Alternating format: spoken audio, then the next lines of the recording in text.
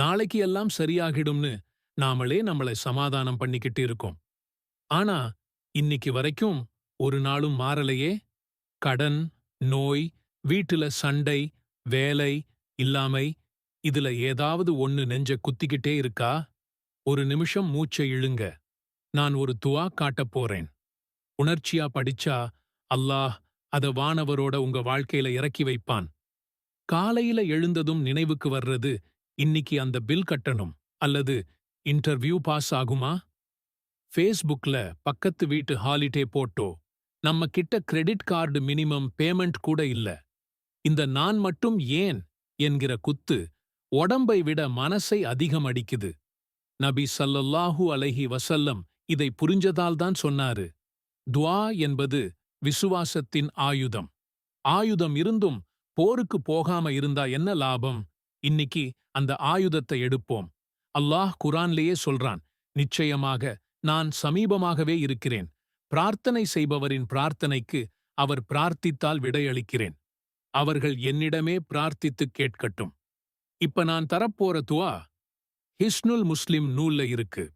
اللهم إني سيرني بقرآنك واجعله لي إيمانا واجعل قلبي لبا واجعل السلامة لي نهجا واحلل عقدتي واسلك بي سبيل الصبر وبلغني حاجتي وفهمني واشرح لي صدري وأعظمني بطاعتك واغفر لي وارحمني واجبرني ووفقني واجعل لي نصيبا عندك. அல்லாஹ்வே, எனக்கு உன் குர்ஆனை ஒளியாக்கு, என் இதயத்தில் அதை ஈமானாக்கு, என் நாக்குக்கு அதை ஈஸியாக்கு, என் உடம்பை அதனால் பலப்படுத்து, என் கவலையை எடுத்துடு, என் பயத்தை அகற்று, எனக்கு சப்ருதா, என் குறைகளை நிரப்பு, எனக்கு அறிவு கொடு, எனக்கு ரிஸ்க் தா, என்னை மன்னிச்சிடு, என்னிடம் கருணை காட்டு, எனக்கு வெற்றி தா, என்னை நேர்வழியில வச்சு, எனக்கு நல்ல நிலைமையை ஏற்படுத்து. இந்த ஒரே துஆவுல 13 கேள்விகள் இருக்கு. ஒளி, இதயம், நாக்கு, உடல், கவலை, பயம், சப்ரு, அறிவு, ரிஸ்கு, மன்னிப்பு, கருணை, வெற்றி, நல்ல நிலை. இதுல ஏதாவது ஒன்னு சரியாகிடுச்சுன்னா மீதி தானாவே லைன்ல வரும். அதான் இதை வாழ்க்கை மாற்றும் துஆன்னு சொல்றோம். ஃபஜ்ருக்கு பிறகு சூரா யாசீன் ஓதும் நேரம் இந்த துஆவை 7 தடவை படிக்கலாம். தஹஜ்ஜுத் இரவு 3 மணி.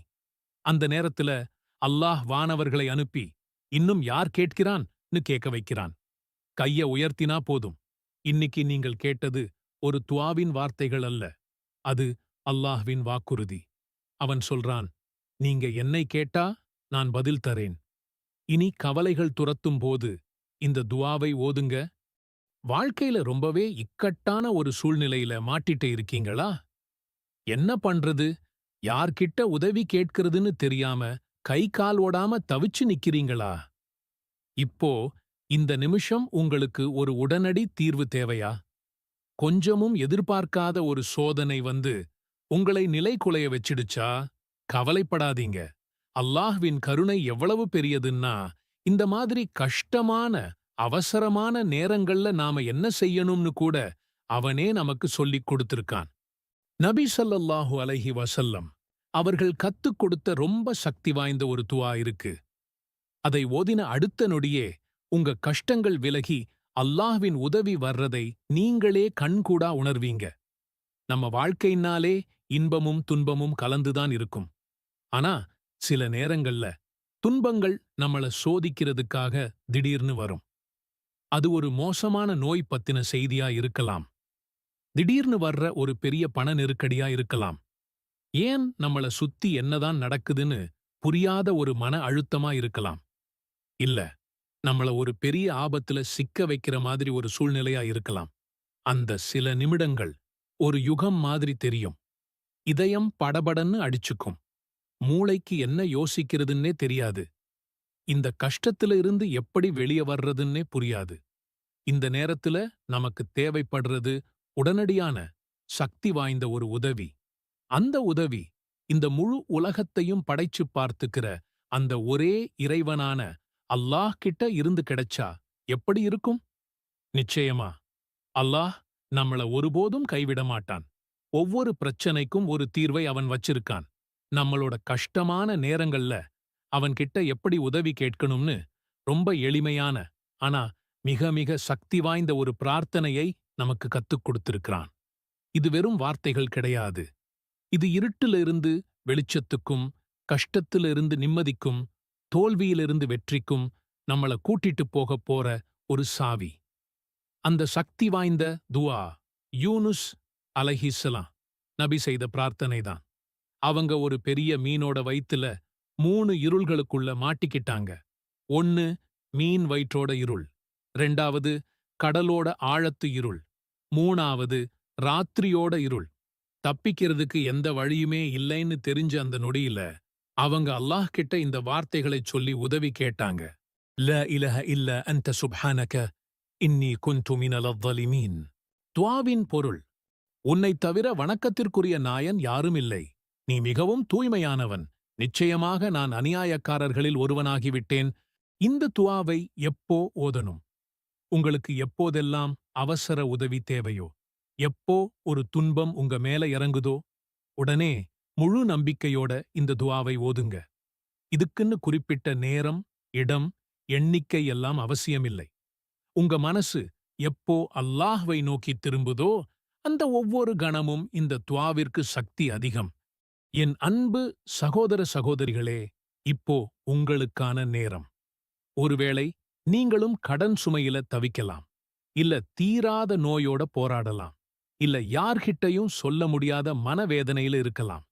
உங்க பிரச்சனை எதுவா வேணா இருக்கட்டும், இன்னைக்கே, இந்த நிமிஷமே இந்த சக்தி வாய்ந்த துஆவை உங்க வாழ்க்கையோட ஒரு பகுதியா மாத்திக்கோங்க. உங்க தொழுகைக்குப் பிறகு, தஹஜ்ஜத் நேரத்துல, இல்ல நீங்க தனியா இருக்கிற எந்த நேரத்திலையும் உங்க மனசோட ஆழத்திலிருந்து கண்ணீரோட இந்த துஆவ கேளுங்க. இந்த நேரங்களில் நீங்கள் பிரார்த்தித்தால் உங்கள் துஆக்கள் ஏற்றுக்கொள்ளப்படும்.